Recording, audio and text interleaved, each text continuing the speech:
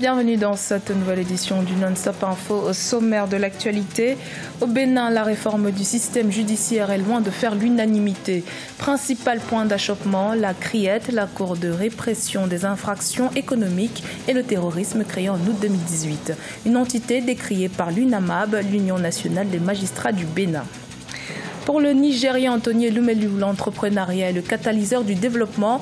Le 25 octobre, via le forum annuel organisé par sa fondation, le milliardaire nigérien a une fois de plus donné aux jeunes entrepreneurs africains la chance de développer et mettre en avant leurs projets. Et puis Ouagadougou, la capitale burkinabé, abrite depuis le 26 octobre la 15e édition du SIAO, le Salon international de l'artisanat. Une édition placée sous le thème Artisanat africain, exigence du marché et développement technologique, avec pour pays d'honneur Madagascar. Mais tout d'abord, le président algérien Abdelaziz Bouteflika, 81 ans, sera le candidat du Front de Libération Nationale, son parti, à la présidentielle prévue en avril 2019. Une annonce faite ce dimanche 28 octobre par le secrétaire général du FLN, Jamel Ould Abbès. Une candidature qui serait souhaitée par tous les cadres et militants du FLN sur l'ensemble du territoire national. Selon le secrétaire général du parti, le comité central du FLN se réunira prochainement pour officialiser cette candidature du président algérien qui devrait ainsi briguer un 5e mandat. À noter que jusqu'ici, le président Bouteflika ne s'est personnellement pas exprimé sur la question. À l'occasion de son assemblée générale le 26 octobre 2018 à Cotonou, l'UNAMAB a dénoncé de nombreuses dispositions contenues dans la loi portant création de la CRIET. Les magistrats béninois estiment que cette nouvelle institution judiciaire est attentatoire aux principes fondamentaux de la justice. Les précisions dans ce reportage de notre correspondant Lev Tiounou, commentaire Siamlo Victor Assedji. La création de la Cour de répression des infractions économiques et du terrorisme CRIET continue de susciter la controverse au Bénin. Au cours d'une assemblée générale tenue vendredi 26 octobre 2018 au Palais de la Justice de Cotonou, l'Union nationale des magistrats du Bénin, UNAMAB, a opiné sur l'impact de certaines réformes en cours dans le secteur judiciaire. Il s'agit entre autres de l'abrogation de la loi portant statut de la magistrature, votée mais non promulguée par le chef de l'État, et la création de la CRIET. Les juges de la Chambre des libertés et de la détention de la CRIET sont nommés par le président de la Cour par année judiciaire. Il en résulte qu'en procédant à la nomination de ces magistrats en Conseil des ministres, le gouvernement s'est immiscé dans le fonctionnement de la CRIET. L'Union nationale des magistrats du Bénin voit l'indépendance des magistrats menacée.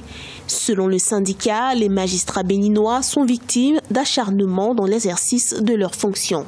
Elle a noté avec stupéfaction des représailles et menaces de poursuites disciplinaires à l'encontre des magistrats, tant par la chancellerie que par les non-magistrats membres du Conseil supérieur de la magistrature. À l'instar des autres agents de l'État, le droit constitutionnel de grève des magistrats a été quasiment supprimé. Toute chose qui n'est pas du goût de l'UNAMAB. Toujours au Bénin, le 7e Salon africain de l'invention et de l'innovation technologique s'est achevé le 27 octobre à Cotonou, la capitale. L'occasion pour les inventeurs du pays de plaider pour la création d'un fonds d'appui pour les inventeurs. Retour sur cet événement dans ce reportage, notre correspondant Lev Tiounou, commentaire Siamlo Victor Assedji. Au Bénin, les acteurs africains de l'innovation explorent davantage l'invention technologique dans plusieurs domaines. L'entreprise locale Forge Moderne, elle, s'est investie dans la conception et la fabrication d'équipements de transformation agroalimentaire en matériaux inoxydables. La FMB Group a présenté un presse-fruit particulier. C'était au cours de la 7e édition du Salon africain de l'invention et de l'innovation technologique tenu à Cotonou. Cet équipement traite en 1 heure de temps 1 tonne de produits. Les produits phares que cet équipement peut traiter sont la mangue, l'ananas, les pommes de cajou. Valentin Agon est inventeur et promoteur d'Apipalu, un médicament phytothérapeute qui lutte contre le paludisme. Il expose à ce salon de nouvelles innovations, Prostapi et Apivirine. J'ai Apipalu comme solution africaine pour résoudre ce problème de santé en Afrique, et aussi Apivirine qui est un antirétroviral qui permet de baisser la charge virale et de remonter la défense. Selon de nombreux experts, la mise en place effective de mécanismes de financement de l'invention et de l'innovation favorisera davantage le développement technologique en Afrique et plus particulièrement au Bénin. Le 25 octobre étaient réunis à Lagos, au Nigeria, près de 5000 entrepreneurs, leaders des secteurs privés et publics africains, dans le cadre du forum annuel d'entrepreneuriat de la Fondation Tony Elumelu. Cet événement, qui constitue le plus grand rassemblement de jeunes entrepreneurs africains au monde, a notamment permis à 1000 candidats de présenter leurs projets d'entrepreneuriat afin d'obtenir un financement de la Fondation. Retour sur la rencontre avec Emefa Kofi.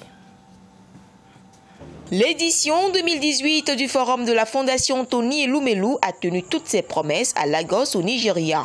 Le président ghanéen Nana Akufo-Addo était l'un des invités d'honneur des plus attendus à ce rendez-vous économique de l'Afrique, un forum entrepreneurial durant lequel l'innovation est soutenue et financée. Nous avons toutes les ressources sur ce continent que nous devons exploiter ensemble pour se développer. Nous sommes ensemble pour cette initiative pour promouvoir les entrepreneurs. Le forum entrepreneurial de la Fondation Tony Elumelu a regroupé plus de 5000 entrepreneurs et des centaines d'investisseurs.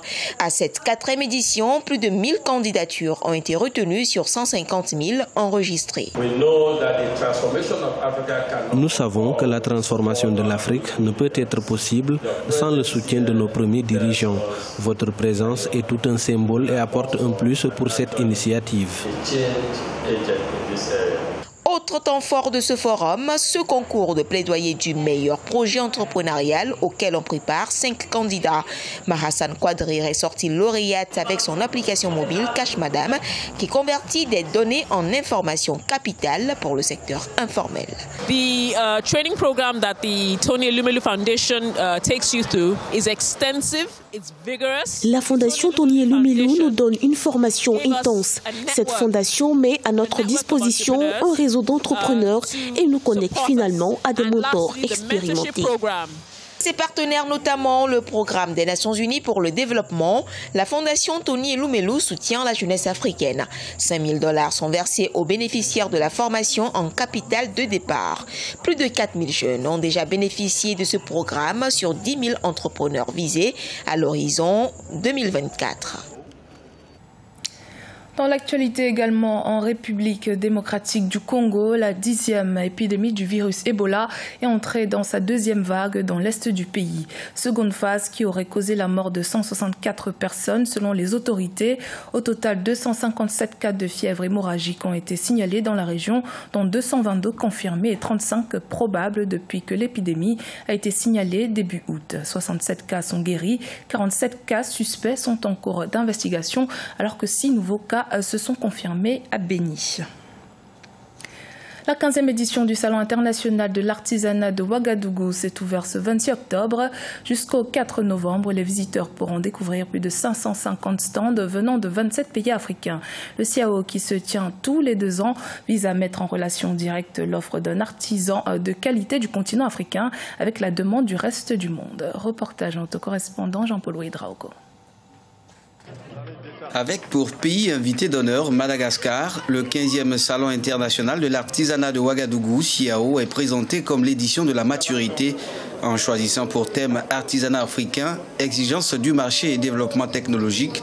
Les autorités ont voulu surtout interpeller l'ensemble des acteurs de la chaîne de valeur quant à la nécessité d'adapter le secteur aux nouvelles possibilités commerciales offertes par les technologies nouvelles. Avec l'évolution des choses, on est obligé parce qu'il faut aller maintenant avec le e-commerce. Avec la nouvelle technologie de l'information, maintenant, étant dans ton pays, tu te vends à l'étranger. Voilà, tu n'as pas besoin de te déplacer. Le CIAO accueille cette année 300 000 visiteurs venus de 25 pays, créés il y a 30 ans. La biennale, au fil du temps, s'est imposée comme l'une des foires commerciales les plus importantes en Afrique. C'est surtout une occasion exceptionnelle d'aller à la conquête du monde parce que ce salon est un salon de référence. C'est un salon qui va permettre d'avancer davantage vers la conquête des marchés qui nous échappent encore. Selon de nombreuses études, l'artisanat est le deuxième pourvoyeur d'emplois en Afrique après l'agriculture et l'élevage. Il contribue pour environ 20% du produit intérieur brut des pays africains. C'était le journal de la rédaction. Merci de votre fidélité. Dans un instant, une nouvelle édition de l'actualité sur Africa 24.